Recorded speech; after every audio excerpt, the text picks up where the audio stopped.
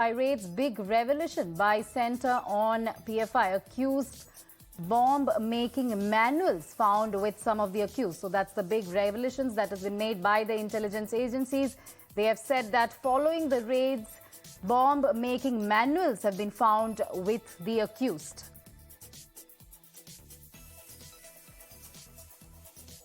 So some details on the investigations being revealed by the intelligence agencies. We know for a fact that multi-city raids were conducted, several arrests were made. Now, of course, intelligence agencies revealing, in fact, the center themselves revealing on the PFI accused, saying that bomb-making manuals were found with many of the accused. So bomb-making manuals found with the accused. So a big revelation that has been made by the center. In fact, this is what the intelligence agencies on PFI raids have said. A big revelation has been made by the center on some of the PFI accused, saying that bomb-making manuals have been found with the accused. We have Indrajit live with us. Indrajit, some big disclosures and revelations being made by the center. Of course, there had been many arrests and many detentions. Now, the agency is coming out and saying that bomb-making manuals have been found with many of the accused. Yes, definitely. I would take you, our audience also through this. What is this PFI? We need to understand the banned organization. Why is it banned? And what was it doing and what it claimed? So first of all, this is like Popular Front of India, and it came into existence in 2006. We need to understand that its roots are back in 2006 when three southern states Muslim organizations merged together, and I would name these three organizations. These were the National Democratic Front of Kerala, the Karnataka Forum for Dignity, and the Manitha Niti Pasarai in Tamil Nadu. All these three organizations merged together and made PFI in 2006. And then its headquarters were in Kozhikode earlier, and then its base was shifted to Delhi, and it made its headquarters in Shaheen Bagh in Delhi. And later, its website also described itself as an Indian social movement that is working for the total empowerment of marginalized sector. But government questioned that, and that's the reason there have been raids for the last few days. And its biggest presence is in Kerala, and after that, Karnataka. And in 2009, SDPI evolved out of PFI, which is the political wing of PFI. Over to you, Radhika. All right, so that's Indrajit who's joined us from the newsroom, giving us history and information on banned organization PFI.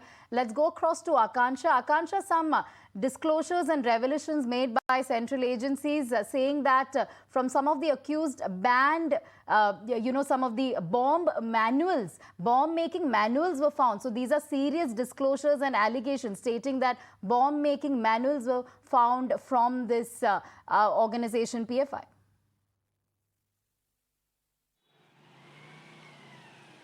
Well, absolutely, and this dossier, it mentions a short course on how to make IED, and in fact, yesterday when Delhi police arrested quite a lot of PFI members, they had also said that there was a plan for a chakka jam or a road blockade all across the country, and also a Shaheen Bagh rerun, and basically a massive plan to create unrest in the company, all across the country. So these are the claims that are given by Delhi police, NIA, and as well as ED. As far as NIA is concerned, it had said that they had linked with terrorist organizations. They were recruiting people, radicalizing them, and then sending them to Afghanistan. And this is exactly what has been quoted in the central government's notification today, that they were getting recruited in ISIS and were then going to Syria, Iraq, as well as Afghanistan. As far as ED's money laundering probe is involved, it mentions that they were getting funding from foreign countries through Hawala transaction, and then they were layering this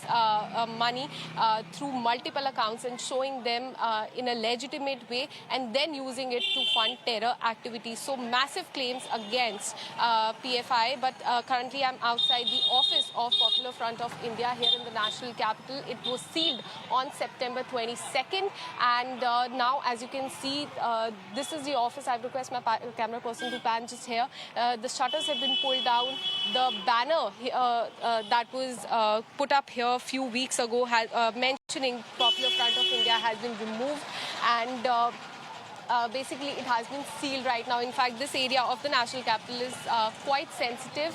This has been the focal point of the anti-CAA and RC protests in 2019. In fact, Section 144 has also been imposed here. This is the office of PFI on my left-hand side, and in fact, the allegations against them are quite grave.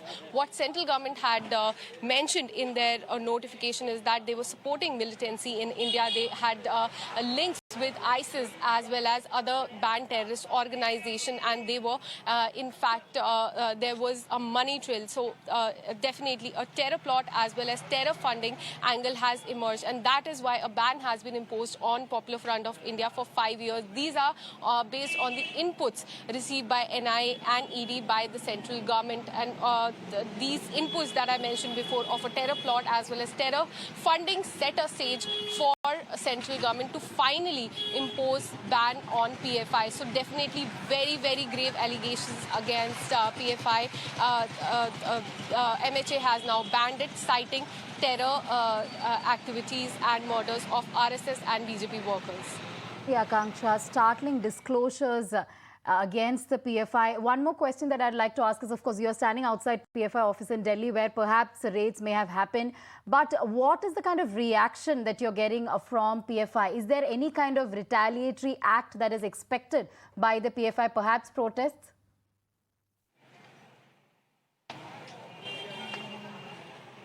Well, as I mentioned before, this is quite a sensitive area in the national capital, and as you can see, Delhi police officials are here. Security has been beefed up here, and we don't see any sort of untoward incident happening here anytime soon, because drone surveillance is also taking place here. But if we talk about this area, it is quite sensitive. We also spoke to Shaheen Bagh residents who said that they welcome the decision of central government to put a ban on Popular Front of India. They said that such organizations which carry out unlawful activities should definitely be banned. So Shaheen Bagh residents are welcoming it. Security has been beefed up here, and the last time when the raids were conducted in the first round by NIA and ED, we saw how there were massive protests all over the country. There were marches, protests, slogans were raised against the central government. But this time around, when the whole organization has been banned, police is on high alert in the national capital and all across the country, because they're expecting some untoward incident to take place, just like on September 22nd. That is why security has been beefed up. Patrolling is taking place here. Yesterday we saw paramilitary forces were also present here. They were marching throughout the Shaheen Bagh, Okhla as well as Jamia Nagar area, which were the focal point of CA and RC protests in 2019. And also there's the Jamia Millia Islamia University nearby, and students there have been directed by their chief proctor to not carry out any protests and basically not assemble in this area. That is why Section 144 has also been imposed here, which prohibits assembly of more than 4 people. So all the measures Delhi police as well as paramilitary forces are taking here to ensure that law and order situation does not go out of hand, just like the last time on September 22nd. Even petrol bombs were hurled by the PFI members, and there was the situation had definitely gone out of hand, and that was just raids and arrests. But today the entire organization, its affiliates, have been banned, and that is why just to make sure that nothing happens, security has been beefed up, especially in this area, because PFI's affiliates, which have also been banned, which includes Rehab India Foundation and All India Imam Council, are in the same lane. It is just 50 meters away from. This is F30 building. That is F20, so not too far from here. That is why again and again Delhi police is marching, patrolling through this area to ensure that PFI members don't gather. But we spoke to Shaheen Bagh residents. They say that people around here used to support them, but there are a lot of people who don't actually support them, and that they welcome this major decision by the central government to ban this organization.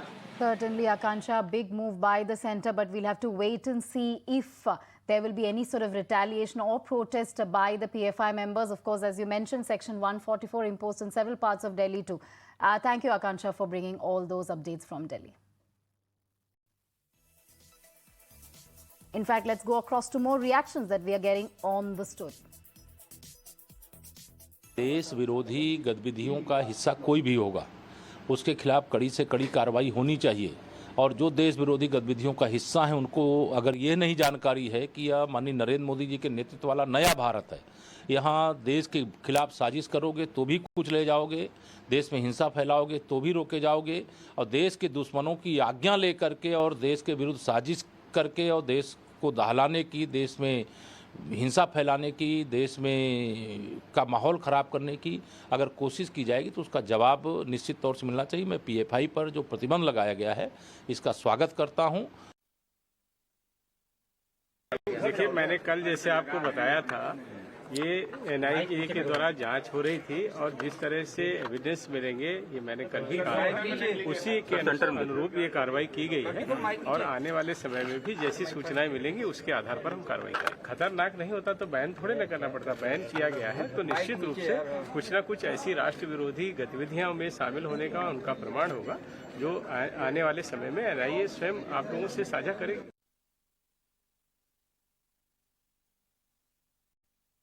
Breaking updates. In fact, Govt to arrive in